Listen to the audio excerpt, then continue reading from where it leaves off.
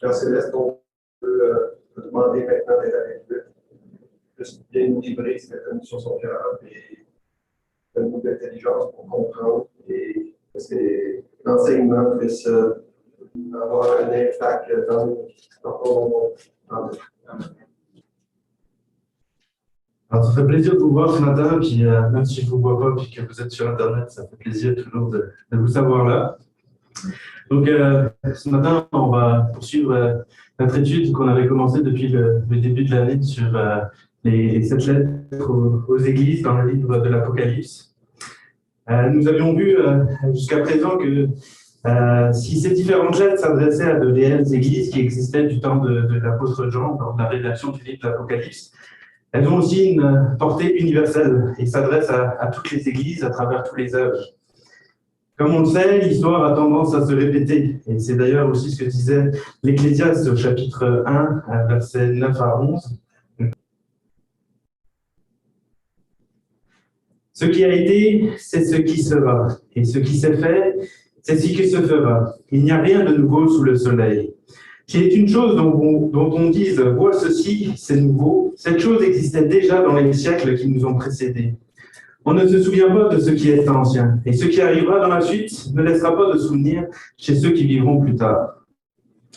C'est donc ainsi, entre autres, que l'on peut affirmer que tout ce qui s'est passé dans ces églises du temps de l'apôtre Jean s'est reproduit à plusieurs reprises au cours de l'histoire de l'Église et nous concerne encore nous aujourd'hui. Pour cette raison, c'est important d'étudier ces lettres de temps à autre pour voir s'il y a l'une ou l'autre de ces choses qui ne nous concernent pas en tant qu'Église. Ces lettres nous poussent donc à nous examiner nous-mêmes. Alors, ce n'est pas le temps de rechercher des coupables ou de pointer les autres du doigt. De toute façon, ça, on a tendance à le faire naturellement. On lit quelque chose et directement on pense à notre frère ou à notre sœur et on dit « Ah, ça c'est bon pour lui, j'espère qu'il va être attentif. » Mais le Seigneur, lui, nous dit en Luc 6, versets 36, 37 et 41, 42 « Soyez donc miséricordieux comme votre Père est miséricordieux. Ne jugez point et vous ne serez pas jugés. Ne condamnez point et vous ne serez point condamnés. Absolvez et vous serez absous. Pourquoi vois-tu la paille qui est dans l'œil de ton frère et n'aperçois-tu pas la poutre qui est dans ton œil? Ou comment peux-tu dire à ton frère, frère, laisse-moi ôter la paille qui est dans ton œil, toi qui ne vois pas la poutre qui est dans le tien? Hypocrite, ôte premièrement la poutre de ton œil, et alors tu verras comment ôter la paille qui est dans l'œil de ton frère. Alors dans ce passage, Jésus ne dit pas que notre frère a une paille dans son œil. Nous sommes tous encore imparfaits, nous avons tous encore nos défauts, nos péchés encore qu'on pratique malheureusement.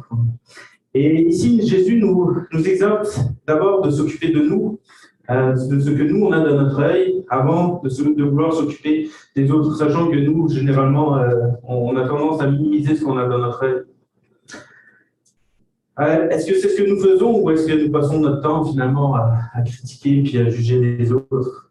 En tout cas, si nous mettons ce passage en pratique, cela va d'abord nous rendre humbles, parce qu'on va se rendre compte que nous, on a pas mal de choses à travailler aussi, qu'on vient de loin. Et ça va aussi nous donner de la grâce, de la douceur, de la compassion et de l'amour. Et ainsi, nous serons mieux capables d'enlever la paille qui est dans l'œil de notre frère. De la même manière, avant d'être pour savoir donc si nous sommes prêts à aider notre frère à enlever la paille qui est dans son œil, c'est justement d'analyser l'attitude avec laquelle nous allons vers lui. Est-ce que je suis rempli d'humilité, de grâce, de douceur, de compassion, d'amour, de bienveillance, etc. Si ce n'est pas le cas, peut-être alors que nous n'avons pas commencé par retirer la poutre qui était dans notre œil. Ce matin, donc, concentrons-nous à nous examiner nous-mêmes pour entendre ce que l'Esprit veut nous dire. Oublions notre frère ce matin, c'est à nous que le Seigneur veut parler. Lisons donc maintenant notre texte et soyons attentifs à ce que l'Esprit veut nous dire. Apocalypse 3, versets 1 à 6. Écrit à l'ange de l'église de Sardes, voici ce que dit celui qui a les 7 esprits de Dieu et les 7 étoiles. Je connais tes œuvres, je sais que tu passes pour être vivant, et tu es mort. Sois vigilant et affermis le reste qui est près de mourir, car je n'ai pas trouvé tes œuvres parfaites devant mon Dieu. Rappelle-toi donc comment tu as reçu et entendu, et garde et repens-toi. Si tu ne veilles pas, je viendrai comme un voleur, et tu ne sauras pas à quelle heure je viendrai sur toi. Cependant, tu as hasard de quelques hommes qui n'ont pas souillé leurs vêtements. Ils marcheront avec moi en vêtements blancs parce qu'ils en sont dignes. Celui qui vaincra sera revêtu ainsi de vêtements blancs. Je n'effacerai point son nom du livre de vie, et je confesserai son nom devant mon Père et devant ses anges. Que celui qui a des oreilles entende ce que l'Esprit dit aux Églises. Donc, notre voyage en Asie mineure se poursuit donc. Nous étions précédemment à Thyatire, où l'Église se laissait corrompre par une femme du même genre que la Jézabel, la femme du roi Akab dans l'Ancien Testament, qui entraînait le peuple de Dieu à la débauche. Et maintenant, nous allons descendre d'environ 50 km vers le sud-est et arriver à la ville de Sardes, dont nous allons d'abord maintenant commencer par étudier le contexte historique et géographique de la ville. Donc là, on va voir sur la prochaine image qui est projetée une carte. Donc on voit le chemin qu'on a déjà fait. Et je vais te demander de la laisser afficher pendant un petit moment, jusqu'à la prochaine image en fait. Donc la ville de Sardes se trouve donc bien plus à l'intérieur des terres que les trois premières. Hein. Donc c'est celle qui est où il y a le petit point en rouge. C'est-à-dire que Éphèse, Smyrne et Pergame étaient plus proches des côtes quand même, mais celle de Sardes se trouve plus à l'intérieur des terres. Cela n'empêche pas pour autant la ville de Smyrne à la ville de Sardes d'être une ville riche et prospère. Elle était d'une part située au centre d'un nœud de communication d'où partaient 5 routes importantes. Donc il y en avait une vers le nord-ouest, vers Thyatire et Pergame, de là où on vient. Et une autre à l'ouest vers Smyrne, qu'on a déjà vu aussi. Une à l'est vers la Phrygie et au-delà. Celle du sud-est rejoignait Philadelphie, que nous verrons donc la prochaine fois. Et les villes de la vallée du Méandre. Et celle du sud-ouest menait à l'église d'Éphèse à travers la vallée du Caïstre. Alors, Alfred Kuhn nous dit qu'une ville ainsi située attirait forcément les commerçants comme un aimant, mais pas seulement les commerçants, les conquérants aussi. Et c'est ce qu'on va voir un peu plus tard aussi. D'une autre part, à Sardes, il y avait aussi un ruisseau qui était bien connu, dont le nom fait encore partie de notre vocabulaire aujourd'hui, pour désigner une grosse somme d'argent. Car autrefois, de l'or se trouvait dans ce ruisseau. Le nom de ce ruisseau était Pactol. D'ailleurs, un autre fait qui confirme encore une fois la richesse de la ville à l'époque, je ne sais pas, il y avait une image normalement du voilà, c'est ça. Un autre fait qui confirme aussi que la ville était riche à l'époque, c'est que c'est aussi à Sardes que se trouvait le fameux roi bien connu, dont le nom a donné l'expression encore utilisée de nos jours, riche comme Crésus. C'était à Sardes que vivait le roi Crésus. Et d'ailleurs, l'histoire de ce roi, et plus particulièrement sa fin, peut nous apporter un point d'éclairage sur notre texte aujourd'hui. Car elle a particulièrement marqué les esprits des habitants de la ville, et voilà pourquoi. Autrefois, Sardes était établie sur un éperon rocheux du mont Molus, à quelques 350 mètres au-dessus de la vallée, comme on peut le voir sur la prochaine photo. Donc elle était établie vraiment sur le dessus. La citadelle, qui servait donc de refuge à toute la population en cas de danger, était considérée comme imprenable. En Grèce, encore une fois, nous dit Alfred Kuhn, prendre l'acropole de Sardes était une expression proverbiale qui signifiait tenter quelque chose d'impossible, pour vous dire comme quoi elle était quand même très réputée pour être imprenable. Sur 3 côtés, les parois étaient presque verticales, donc impossible d'y graver. Et du côté sud, une mince crête y menait, et donc c'était très facile de la défendre. Mais en 546, avant Jésus-Christ, le roi Cyrus s'avança jusqu'en Asie mineure et il assiégea Sardes parce que la ville l'empêchait d'aller plus loin dans sa conquête. Et le roi Crésus, du coup, il s'y est réfugié parce que la citadelle était donc réputée pour être imprenable. On raconte alors que le roi Cyrus promit une récompense spéciale à celui qui trouverait le moyen de vaincre finalement cette forteresse imprenable. Hérodote nous raconte alors comment un des hommes de Cyrus, nommé, alors là j'ai toujours du mal à dire le nom, Hiéroade, qui vit donc un soldat lydien de la citadelle perdre son casque en se penchant par-dessus la muraille. Et tout d'un coup, ce soldat descendit par les rochers, récupéra son casque et remonta par le même chemin escarpé dans la forteresse. Et donc Jéroboam se nota soigneusement cette piste, et la même nuit, il grimpa avec quelques hommes courageux dans la forteresse qu'ils trouvèrent sans aucune surveillance. Car personne ne s'imaginait que les ennemis pourraient découvrir le chemin dans les rochers pour pénétrer dans la place forte. Et c'est ainsi donc que Sardes fut prise par le seul point faible de sa défense, et que le roi Crésus fut fait prisonnier aussi par le roi Cyrus, et qu'il a été ensuite exilé à Ecbatane, c'est-à-dire en Iran actuel. Et ce qui est encore plus surprenant, c'est que le même manque de vigilance amena encore une fois la chute de la forteresse 3 siècles plus tard. En 214 avant Jésus-Christ, c'est Antiochus III de Syrie qui attaqua la ville cette fois-ci. Et Polybe raconte l'incident en détail. Un soldat crétois nommé Lagora trouva un endroit non gardé par lequel il put pénétrer par une échelle à l'intérieur de la forteresse et en ouvrir les portes. Donc maintenant qu'on connaît mieux l'histoire de Sardes, on comprend mieux à quel point les paroles de Jésus ont dû résonner en eux. Apocalypse 3, versets 2 et 3. « Sois vigilant et affermis le reste qui est près de mourir, car je n'ai pas trouvé tes œuvres parfaites devant mon Dieu. Rappelle-toi donc comment tu as reçu et entendu, et garde et repens-toi.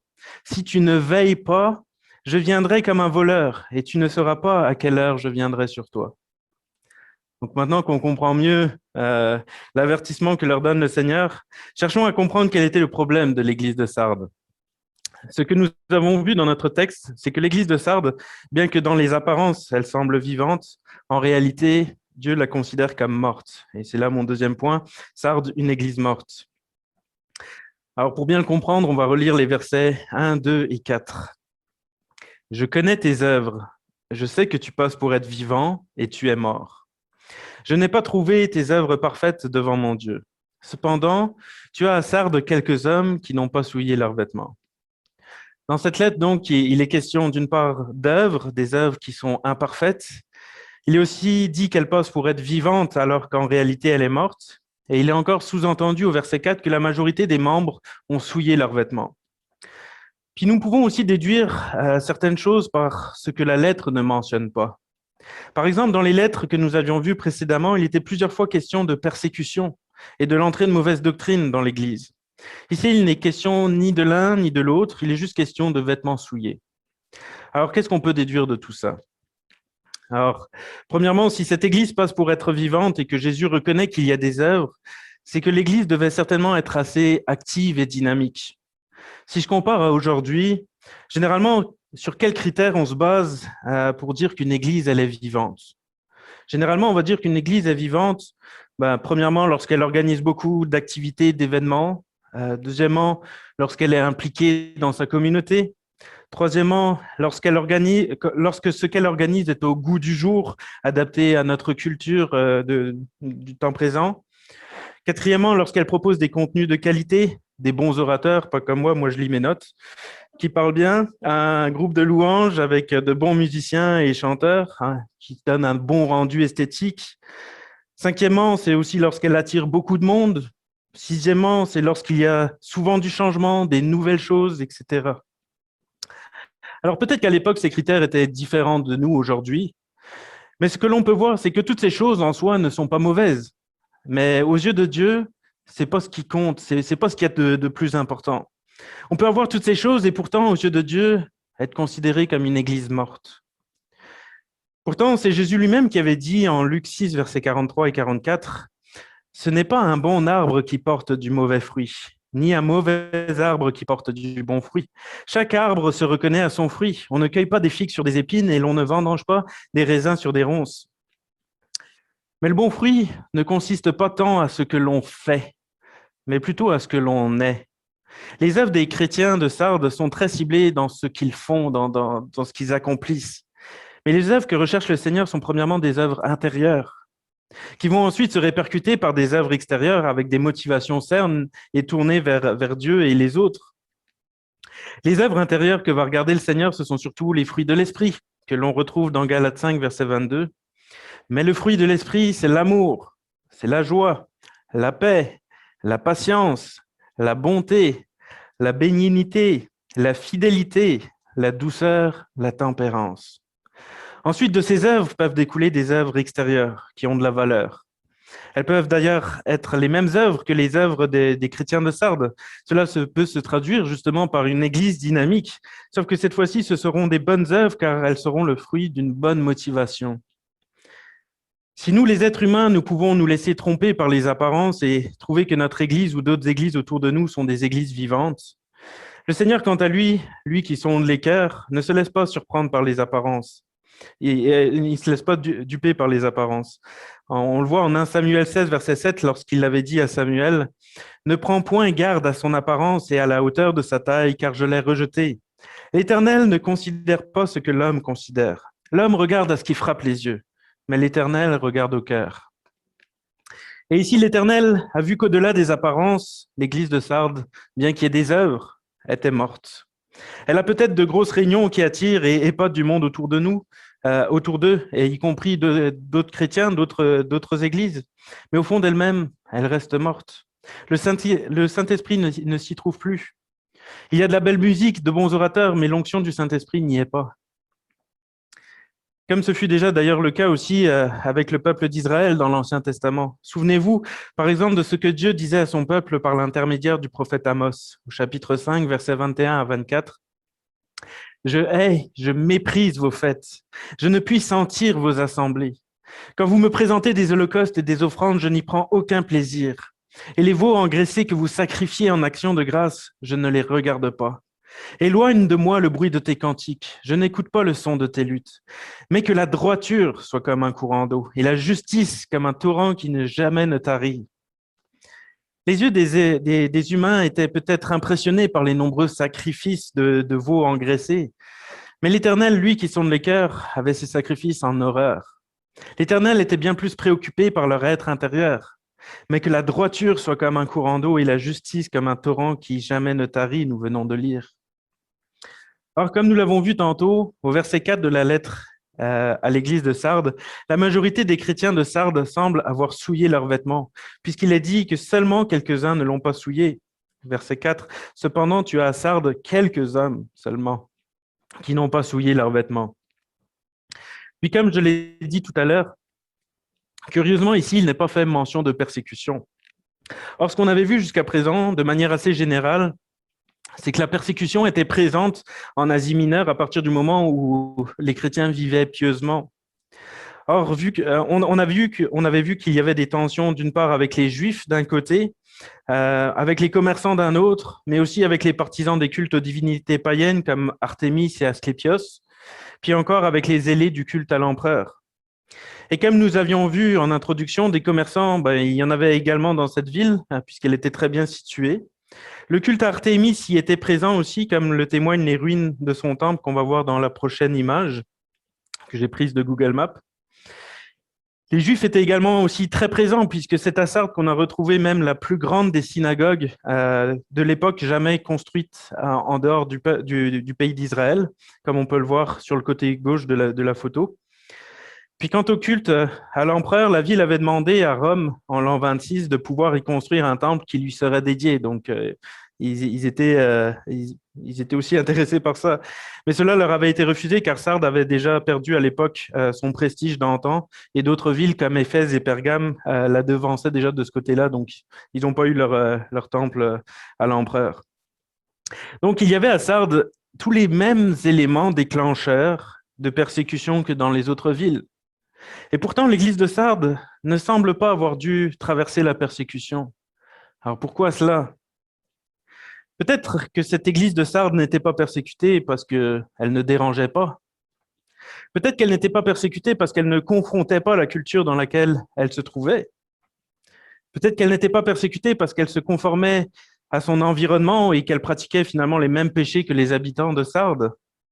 On parle de vêtements souillés, hein. Peut-être qu'elle n'était pas persécutée parce qu'elle souillait ses habits comme tout le monde. Peut-être qu'elle n'était pas persécutée parce que Sardes était une église qui était déjà morte et que donc Satan n'a plus besoin d'attaquer une église qui est déjà morte. Ce n'est plus une menace. Apocalypse 3, versets 1 et 4. « Je connais tes œuvres, je sais que tu passes pour être vivant et tu es mort. Cependant, tu as à Sardes quelques hommes qui n'ont pas souillé leurs vêtements. » Alors cela ne veut pas dire pour autant que lorsqu'une église n'est pas persécutée, qu'elle est forcément morte, je vous rassure. Mais quand d'autres églises qui sont dans le même contexte que notre église commencent à être persécutées, alors nous pouvons nous poser des questions. Cela ne signifie pas forcément que nous sommes morts, mais disons que cela devrait nous faire réfléchir afin de voir pour quelles raisons les autres sont persécutés puis pas nous. Ça devrait au minimum allumer un voyant chez nous et pour nous pousser à faire un examen de nous-mêmes. Donc, à la lumière de ce que nous avons vu, nous pouvons nous poser certaines questions. Est-ce que les fruits de l'esprit sont bien manifestes dans notre Église? Est-ce qu'ils se voient dans nos relations qu'on a les uns avec les autres, avec nos frères et sœurs? Est-ce que l'amour, la joie, la paix, la patience, l'aimabilité, la bonté, la fidélité, la douceur, la maîtrise de soi sont bien présents dans les relations qu'on a avec les uns avec les autres? Lors des différentes activités que nous avons, est-ce que nous savons encore pourquoi nous avons ces activités-là et est-ce que nous en sommes bien conscients lorsque nous les faisons ou est-ce que nous faisons tout simplement les choses par habitude? Si nous sommes réputés pour être une église vivante et dynamique, sommes-nous sûrs de l'être pour les bonnes raisons? Sur quoi les gens se basent-ils pour dire cela? Sur notre capacité d'adaptation, notre souplesse face aux différentes situations, ou sur l'amour débordant qu'on a les uns pour les autres qui nous pousse à être actifs pour le Seigneur de tous les côtés? Qu'est-ce qui nous motive dans ce que nous faisons? Est-ce que c'est de se donner bonne conscience, de se donner une bonne image, d'épater les autres, d'assouvir certains de nos désirs charnels, personnels? Ou est-ce que c'est mon amour pour Christ et pour mes frères? Enfin, s'il y a des églises qui vivent une forme de persécution alors qu'ils vivent dans un contexte très similaire au nôtre, est-ce que je prends le temps de connaître les raisons exactes de leur persécution afin de voir si le fait que nous, on ne soit pas persécutés, si c'est pas quelque part parce qu'on désobéit à la parole de Dieu? À ce sujet aussi, est-ce que notre Église confronte la culture dans laquelle nous sommes ou est-ce qu'elle s'y conforme? Je ne dis évidemment pas que tout est à rejeter dans la culture, il y a des bonnes choses, mais il y a toujours des choses à condamner et à confronter. Alors, est-ce qu'on le fait comme il se le doit? En tout cas, si nous nous apercevons que certaines choses sont à corriger chez nous, il y a aussi dans cette lettre une bonne nouvelle. C'est que notre Dieu est le Dieu de la résurrection. Et même pour une église de Sardes que le Seigneur qualifie de morte, il y a une possibilité de revenir à la vie. Au verset 3, « Rappelle-toi donc comment tu as reçu et entendu la parole. Obéis et change. » L'église de Sardes n'est donc pas condamnée. Elle peut encore renaître de ses cendres. Et Dieu, dans cette lettre qu'il leur adresse, leur donne les différentes clés pour qu'un réveil puisse se produire dans leur église. Et c'est là donc mon troisième point, les clés du réveil. Relisons les versets 2 et 3 attentivement de cette lettre. Premièrement, sois vigilant. Et deuxièmement, affermis le reste qui est près de mourir, car je n'ai pas trouvé tes œuvres parfaites devant mon Dieu. Troisièmement, rappelle-toi donc comment tu as reçu et entendu. Et quatrièmement, garde. Et cinquièmement, repens-toi. Si tu ne veilles pas, je viendrai comme un voleur et tu ne sauras pas à quelle heure je viendrai sur toi. Jésus donc leur donne 5 clés pour les ramener au réveil. Premièrement, ils sont exhortés à être vigilants. Être vigilant et veiller, ces deux mots, les chrétiens de Sardes savaient bien ce que cela pouvait coûter de ne pas les mettre en pratique dans leur vie. Souvenons-nous de la manière dont la citadelle de Sardes s'est fait prendre à 2 reprises à cause d'un manque de vigilance. Souvent, c'est lorsqu'on devient orgueilleux et que l'on s'appuie sur nos acquis que finalement on relâche la pression et que l'on baisse notre garde et que l'on devient négligent. Et souvent, ça ne rate pas. Notre adversaire, lui, il a saisi cette occasion, puis généralement, il en profite pour prendre le dessus sur nous. Et cela, je l'ai souvent vu aussi, notamment quand je faisais du sport d'équipe. Pendant des années, donc j'étais dans un club de volley et de volleyball, et j'ai souvent constaté ça. Si une équipe prend une avance confortable dans le score, elle a alors tendance à se relâcher, alors que la partie n'est pas terminée. Et alors là, souvent, l'équipe adverse arrive finalement à récupérer tout le retard et parfois même, elle arrive à reprendre le dessus puis à gagner le match. Puis ça, je l'ai vu, j'étais des deux côtés. Des fois, c'était mon équipe qui relâchait la pression trop tôt. Puis parfois, c'était mon équipe aussi qui saisissait l'occasion que nous donnait l'adversaire. Le poète Jean de La Fontaine aussi avait aussi illustré cette réalité avec sa fable du lièvre et de la tortue. Et ce qu'on voit aujourd'hui, c'est que ça s'applique également dans notre vie spirituelle, comme le disait aussi d'ailleurs Salomon dans le livre des Proverbes, au chapitre 16, verset 18, « L'orgueil précède la ruine, et un esprit fier annonce la chute. » La première exhortation donc qu'il leur est donnée, c'est de chasser leur orgueil. Enfin, c'est d'être vigilant, mais on voit que c'est très lié à l'orgueil. Et cet orgueil qui est sûrement venu avec leur réputation d'être une église vivante, de faire à nouveau place à l'humilité et ainsi de rester sur leur garde, de rester vigilants. Deuxièmement, ils sont exhortés à affermir le reste qui est prêt de mourir. En effet, dans une église, on ne rejette pas et on ne se sépare pas des plus faibles et de ceux qui tombent.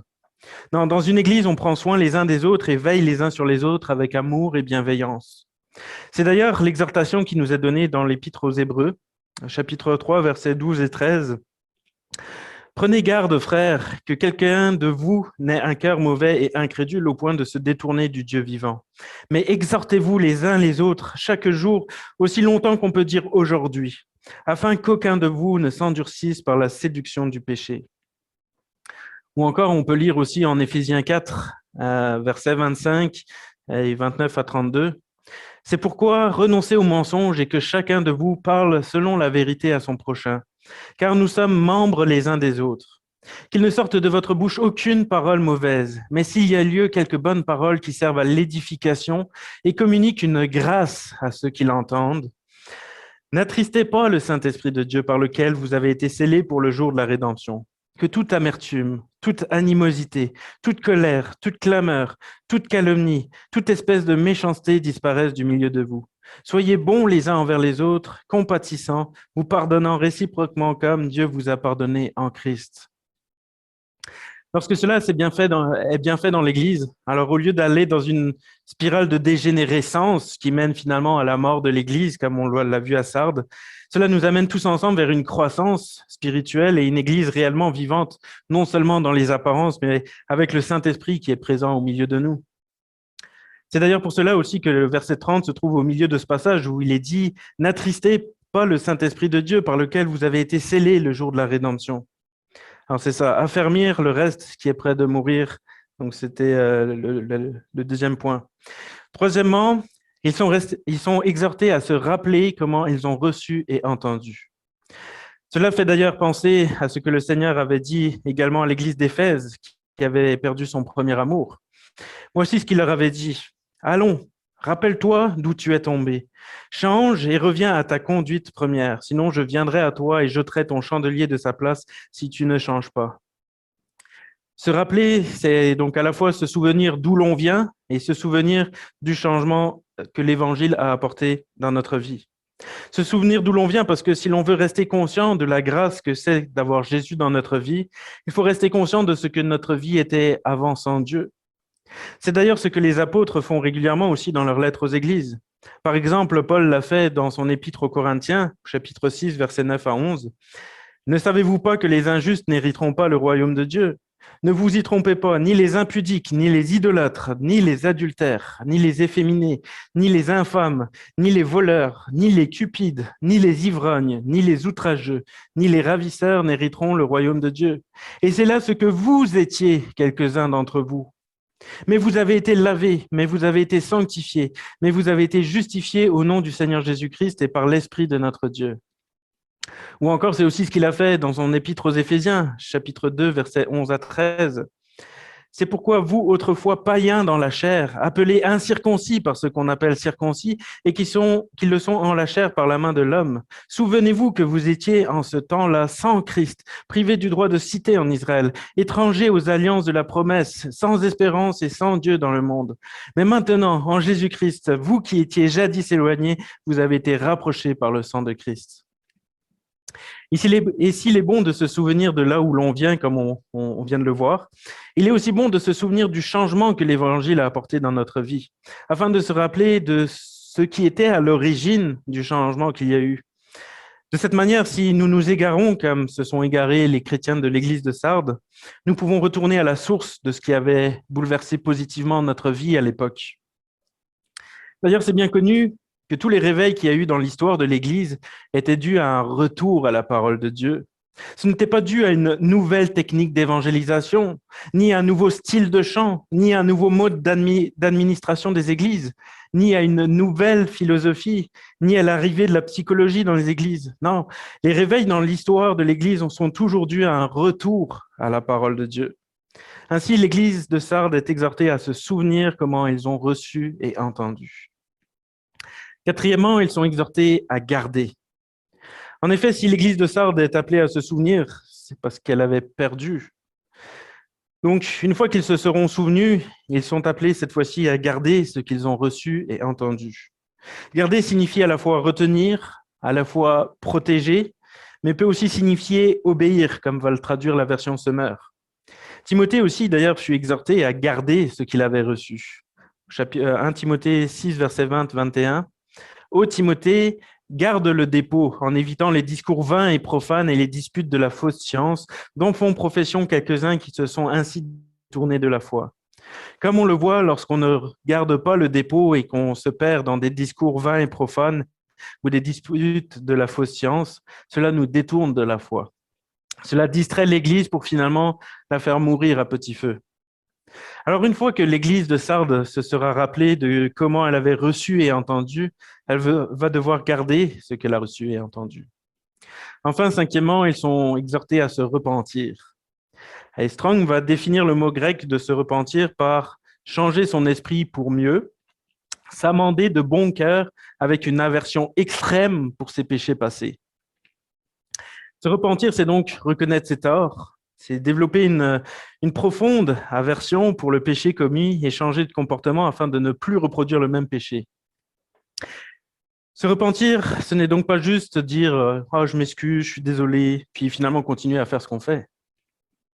Non, se repentir implique une prise de conscience profonde, un profond regret puis un changement d'attitude. Quand on comprend ça, on se rend compte que même pour avoir une vraie repentance, ça nous prend l'aide du Saint-Esprit pour que nous réalisions vraiment la gravité de notre péché. En effet, avoir du regret pour le péché puis se sentir mal après ce qu'on a fait, tout ça, on est généralement capable.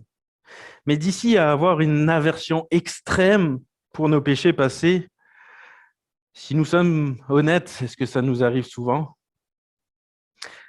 Nous n'avons-nous d'ailleurs pas tendance à retomber toujours dans les mêmes péchés?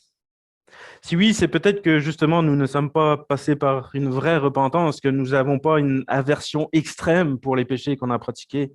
Parfois, il faut être honnête, il y a certains péchés qu'on a pratiqués, on culpabilise, mais dans le fond, on le sait que si on l'a pratiqué, c'est qu'on aime ce péché. Donc, on n'a pas d'aversion extrême pour ce péché. Personnellement, je crois donc que pour vivre une vraie repentance, nous avons besoin de la pureté du Saint-Esprit pour nous faire réaliser l'horreur de notre péché afin que nous en soyons vraiment dégoûtés puis qu'on n'ait plus envie de le refaire. Alors ce matin, je vous pose la question, sommes-nous prêts à demander au Saint-Esprit de nous révéler, de nous faire prendre conscience de la gravité de nos péchés lorsque nous savons que nous en avons commis un? En tout cas, si nous ne voulons pas retomber sans cesse dans les mêmes péchés, cela nous prend une vraie repentance. Et c'est aussi pour cela que pour l'Église puisse vivre un réveil, il faut d'abord qu'elle vive une réelle repentance afin de pouvoir réellement changer de comportement, ne plus retomber dans les mêmes travers et pour qu'elle puisse finalement renaître de ses cendres. J'en arrive maintenant à ma conclusion. Alors, on va relire les versets 4 à 6. Cependant, tu as à Sardes quelques hommes qui n'ont pas souillé leurs vêtements. Ils marcheront avec moi en vêtements blancs, parce qu'ils en sont dignes. Celui qui vaincra sera revêtu ainsi de vêtements blancs. Je n'effacerai pas son nom du livre de vie, et je confesserai son nom devant mon Père et devant ses anges. Que celui qui a des oreilles entende ce que l'Esprit dit aux églises. Alors, si le Seigneur prend le temps de nous corriger, il est aussi tout disposé à nous pardonner et à faire grâce. Dans le verset précédent, il disait « Si tu ne veilles pas, je viendrai comme un voleur et tu ne sauras à quelle heure je viendrai sur toi. » Mais au verset 5, il nous dit « Celui qui vaincra sera ainsi revêtu ainsi de vêtements blancs. » Prêtez attention au petit mot « ainsi ». Cela veut dire que même celui qui aura souillé ses vêtements, lui aussi sera revêtu d'un vêtement nouveau, blanc, sans tache, pur, s'il se repent de ses péchés. Car ses péchés seront pardonnés et effacés grâce au sacrifice de Jésus sur la croix, qui a déjà subi la condamnation, la juste condamnation que nous méritions pour nos péchés. Donc, cette promesse faite à l'église de Sardes est extraordinaire. Le Seigneur avait commencé par déclarer cette Église morte et il termine cette lettre en proclamant la vie. Avec lui, la vie peut toujours renaître. Aucune situation n'est désespérée. Il est le Dieu de la résurrection pour tous ceux qui se repentent. Non, Jésus n'enterre pas les églises mortes. Il continue de veiller sur elles puisque, comme on le voit au verset 1, il tient les 7 étoiles dans sa main qui sont les 7 anges des 7 églises et 7 églises qui sont aussi représentées dans le chapitre 1 par des chandeliers d'or. Et ce que l'on voit, c'est que bien que certaines d'entre elles sont prises avec le péché, dont l'église de Sardes, qui est même qualifiée de morte par le Seigneur, malgré cela, on voit au chapitre 1 que Jésus se tient au milieu de ces églises. Il veille sur elles. Il se tient au milieu des chandeliers au chapitre 1. Il les réveille par sa puissance de son esprit. Et ses membres fidèles, ceux qui ont revêtu un vêtement blanc, c'est-à-dire qui ont reçu de lui un cœur nouveau, lui appartiennent pour toujours. Leur nom ne sera jamais effacé du livre de vie. Quel encouragement et quelle sécurité. Alors si dans notre Église, il y en a qui sont là, mais qui n'ont pas encore eu une sincère repentance et qui n'ont pas donné leur vie au Seigneur, l'occasion se présente encore aujourd'hui pour vous de le faire. Ainsi, Jésus vous revêtira d'habits blancs et il confessera votre nom devant le Père et vous serez alors pour toujours avec lui dans l'éternité. Et pour ceux qui ont déjà donné leur vie au Seigneur, j'aimerais terminer en lisant un passage de l'Épître aux Thessaloniciens qui reprend plusieurs des points que nous avons vus aujourd'hui. Alors, puissions-nous donc terminer en méditant encore sur ces quelques versets. 1 Thessaloniciens 5, versets 1 à 11. Quant à l'époque et au moment de ces événements, donc du retour du Seigneur, vous n'avez pas besoin, frères, qu'on vous en écrive à ce sujet. Vous savez fort bien vous-même que le jour du Seigneur viendra de façon aussi inattendue qu'un voleur en pleine nuit. Lorsque les gens diront « Maintenant règne la paix, maintenant nous sommes en sécurité ». Ça nous fait penser à Sardes, ça, hein? Alors précisément, la ruine fondra subitement sur eux, comme les douleurs saisissent la femme enceinte et aucun n'échappera. Mais vous, mes frères, vous n'êtes pas dans les ténèbres pour que le jour du Seigneur vous surprenne comme un voleur, car vous êtes tous enfants de la lumière, enfants du jour. Nous n'appartenons ni à la nuit ni aux ténèbres. Ne dormons donc pas comme le reste des hommes, mais restons vigilants et sobres. Ceux qui dorment, dorment la nuit, et ceux qui s'enivrent la nuit.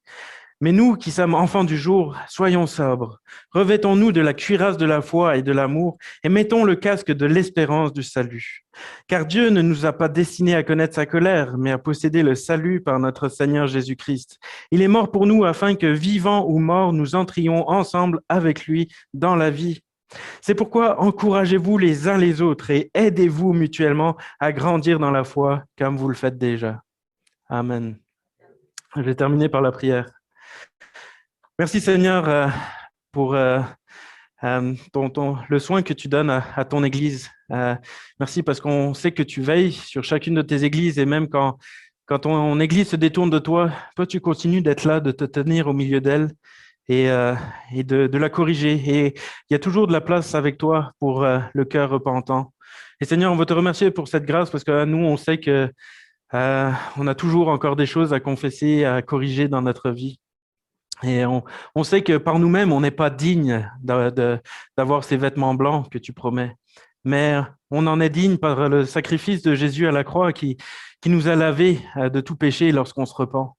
Et Seigneur, on veut te remercier pour cette grâce et on te demande encore de venir toucher nos cœurs. On te demande de nous donner une aversion extrême pour nos péchés, ceux qu'on commet encore en toute conscience, mais que finalement, ça nous dérange pas plus que ça. Puis même ceux qu'on aimerait se débarrasser, mais qu'on y a encore du plaisir, etc. Seigneur, on te demande de nous toucher par la pureté de ton esprit, de venir transformer nos vies de manière à ce qu'on puisse te ressembler et puis t'honorer par notre comportement et ne plus attrister ton esprit, Seigneur. Alors, viens changer nos cœurs et merci, Seigneur, pour ta parole qui nous éclaire, qui nous guide, qui nous transforme, qui nous corrige. Merci pour ton amour pour nous. Amen.